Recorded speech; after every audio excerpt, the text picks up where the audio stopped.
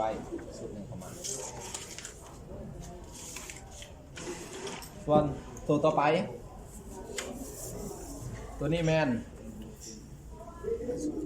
สวิกสุกเสือนสวิกไฟสุกเสือนในความเป็นจริงแล้วสวิกไฟสุกเสือนมันจะมีดอกไฟอยู่เนาะสวิกสุกเสือนจะมีดอกไฟอยู่ทีนี้เขาจะมี6ขาแล้วบอถ้าบวกดอกไฟใส่มันจะเป็น8ทีนี้ขานี่มันหักเลยเราจะถอดออกเลยก็ได้ปึ๊บถอดออกเลยก็ได้ตั้งปลั๊กขามาขึ้นเนาะอันนี้ปลั๊กคู่ผมก็ถึงมี4ลุ่มมี5เป็น9 9ขาปึ๊บเซ็กเนาะตำแหน่งไรเนาะดิตำแหน่งติดบอก็คือเอามิเตอร์มาวัดกันตัวเนื่องเก่าปึ๊บจับขาได้ขาหนึ่งไว้ก่อนเนาะจับขาที่1ไว้ปึ๊บเราจะวัดหาขานี่เนาะตำแหน่งปิดบอปิดก็คือ B1 ครับ F ก่อนบอปึ๊บก็วัดเลยเนาะ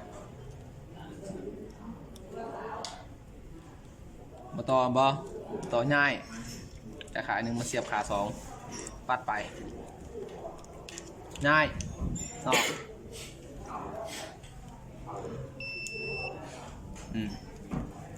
ง่ายมาขาย3ปึ๊บต่อเนื่องต่อเนื่องเขาต้องกดสวิตช์เขาไปตำแหน่งเปิดปึ๊บตัดถ้าตัดเวลาเปิดปึ๊บ B1 กับ F จะถือตัดวงจรเนาะมันจะต่อ B2 เวลาเดี๋ยวนี้เขายังบูฮู้ว่าอันใดเป็น B1 อันใดเป็น F ตัวที่เขากวดได้เดี๋ยวนี้เนาะขาที่3กับขาที่4เนาะเพราะว่าอันนี้คือสวิตช์2ทางสั้นเขาจับขาที่3ไว้ปึ๊บกดเปิดแล้วไปวัดขาที่เหลือไปนี่ดังบ่ดังบ่ดังเขาจะต้องง่ายขาปึ๊บมาใส่ขาที่4เนาะขาที่ดังเมื่อกี้นี่เนาะวัดไป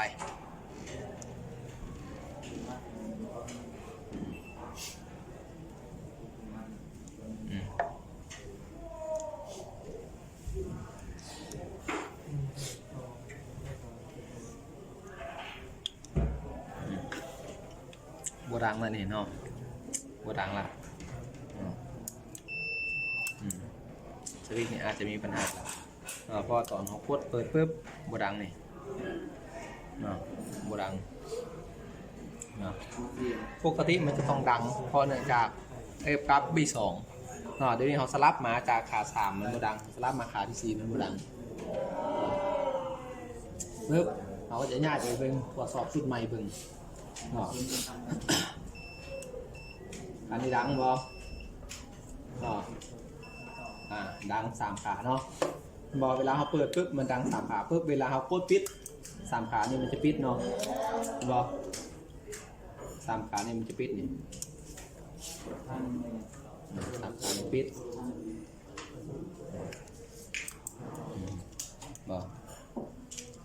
ขาอื่นจะไม่มีผลเนาะจะแสดงว่าสุดนี่มันยังได้อยู่แต่สุดนี่มันเพอันนี้ใส่ไฟเดียวได้แต่ใส่สุกเสือนไม่ได้เพราะขานี่มันใส่ตอนที่เปิดไฟสุกเสือนเนาะเปิดไฟสุกเสือนเนาะเปิดไฟสุกเสือนไม่ได้ตอนไหนตอนที่เขาปิดสวิตช์ถ้าตอนนี้เปิดสวิตช์ปุ๊บมานี่ปุ๊บเนาะปิดสวิตช์ปุ๊บไฟมันบแลนละคืออันนี้อาจจะมีวิธีแก้ก็แล้วแต่ว่าเขาจะเสริมไดโอดเสริมอย่างเข้าไปก็ได้ถ้าเราเปลี่ยนสวิตช์เดี๋ยวจะเอาสวิตช์มาเปลี่ยนให้เบิกเขาวัด F กับ B1 ได้ขาที่3ขาที่4เนาะปึ๊บปิดปึ๊บดังเนาะ3 4เนาะดังปึ๊บมันนี่เขากดเปิดปึ๊บวัดขาที่เหลือดังง่ายๆมาขาที่4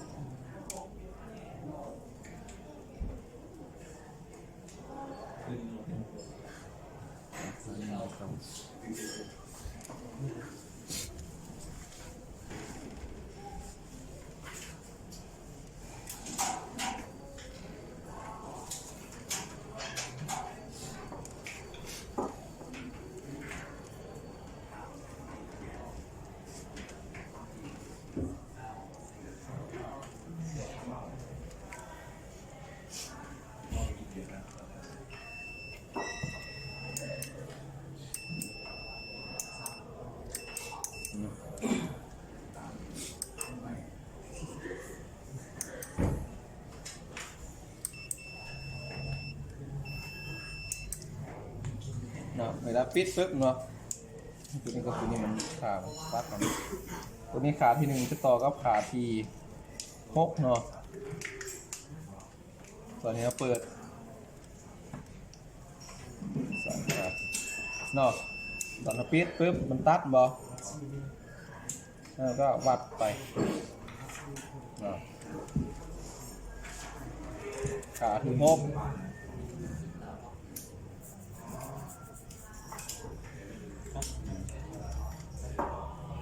อันนี้ก็ล้วนไปแล้ว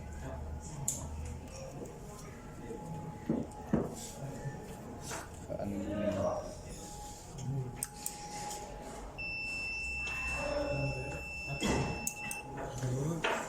ได้แล้วเอาตัวนำดู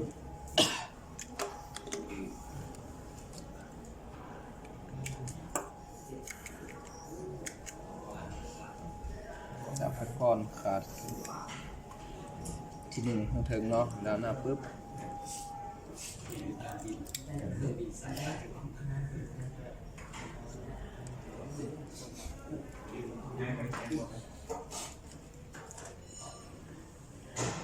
หน้าไปเรื่อยๆเนาะทำบดัง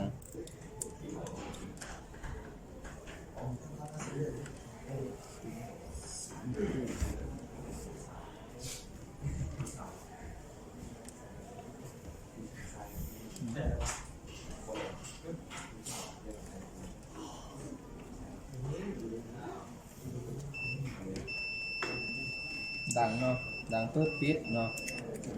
เดี๋ยวนี้มันจะดังถึงมี3บ่ขาที่6กับขาสุดท้ายเนาะ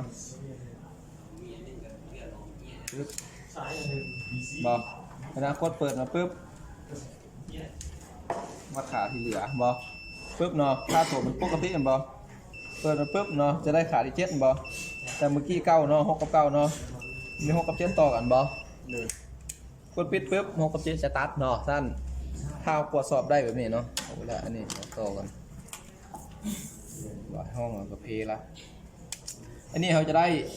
ขั้ว F เนาะขั้ว F ก็คือขั้วที่มันอยู่คงที่บ่ที่ที่เขาจับเนาะเส้นเขาจับไปปึ๊บเวลาเขากดปึ๊บต่อขาที่9บ่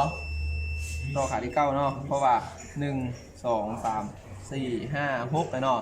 7 8 9ต่อขาที่9เวลากดปึ๊บเปิดซิกปึ๊บเนาะมันจะต่อขาที่7เนาะเขาใช้ว่า F นี่ก็คือขาที่7เนาะก็คือเขาใส่เป็นขาเนาะขาที่7ขาที่6เนาะ F ขาที่6ปึ๊บ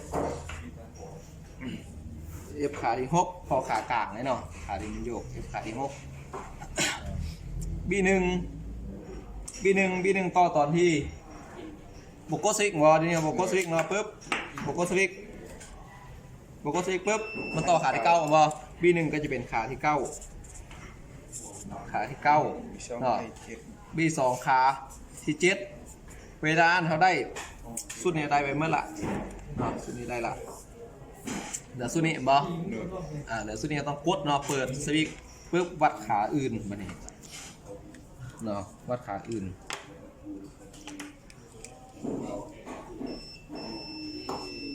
เนาะขาที่5ดังเนาะ6เขาบ่เกี่ยวละ6 7 9เกี่ยวเนาะบ่5กับ8เนาะ5อัน4เนาะ4กับ5 8เนาะเขาก็ได้สุดนี่เนาะในการต่อเนาะหรือในการกวดถ้าบ่มีหูซ่อมของมันนะบ่มีวงจรปึ๊บไอ้นี่ต่ออันไหนก็ได้เพราะอันนี้สวิตช์เป็นสุดเนาะบ่เกี่ยวเดี๋ยวเรามาจัดเลยเนาะยกอย่างเขาให้ขาที่4คือที่ B เราก็เขียนใส่ขา4ที่ B ขา5ที่ L ใส่5 8บ่เขาก็ได้ครบสุดสวิตช์นี่เขาก็สามารถไปต่อได้แล้วอยู่นี่มันจะมีไฟบอกตำแหน่งไฟบอกตำแหน่งเนาะ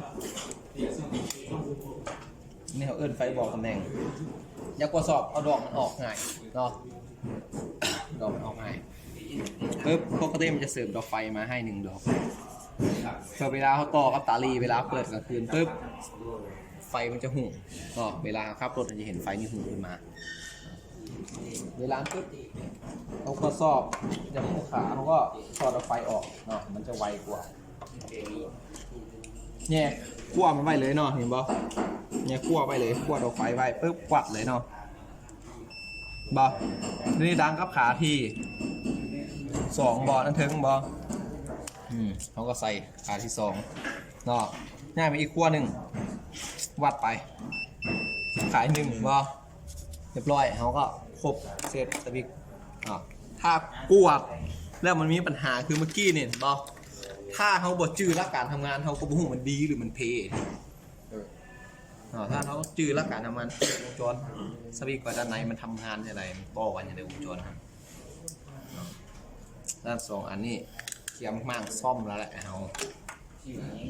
แต่มันก็มีวิธีถ้าว่าอยู่ในรถกูจะเปลี่ยนหรือว่าเขาต้องรอซึ่งเขาก็มีวิธีที่มันดัดให้มันได้ดูเนี่ยดัดมันได้ก็มีว่าไซด์โดดเข้าไปสื่อมันขายละ